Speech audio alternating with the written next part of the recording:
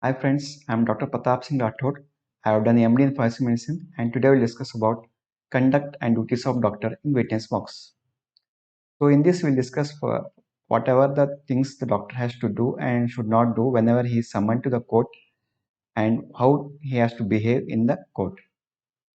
First of all, he has to take all the records and relevant reports which are related to the case like a OPD sheet or a certificate or IPD sheet. He has to be well dressed and modest in front of judge. He should not discuss the case with anyone in the court except the lawyer who has summoned him.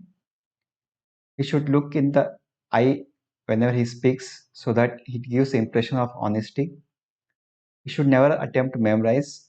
The law allows refreshing your memory, so you can memorize, you can refresh your memories, but you should never memorize the whatever the opinion is there. You should speak always slowly, distinctively, audibly, so that the typist who is recording your evidence can type it in a fluent way. Always use simple language whenever you speak. Avoid technical terms or medical terms in front of judge as much as possible.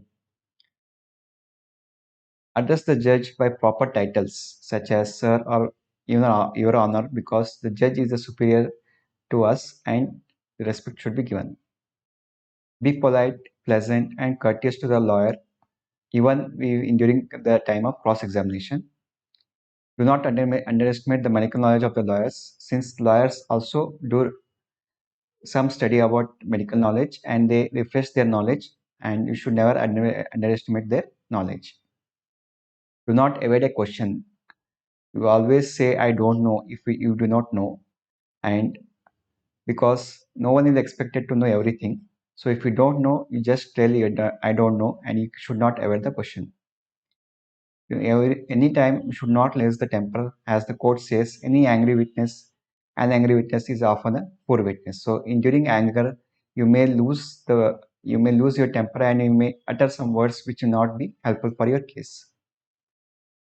Retain independency of your mind as a biased expert is a useless expert. So as you are an expert witness, always you should be independent.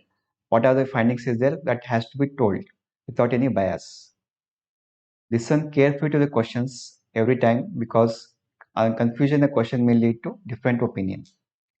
Do not hesitate to ask the questions to be repeated. If you do not understand it, always ask to repeat the question until you understood the question.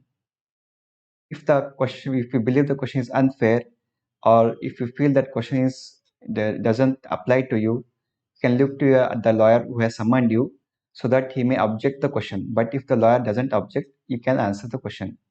Also, you can turn to the judge and ask whether you should answer the question.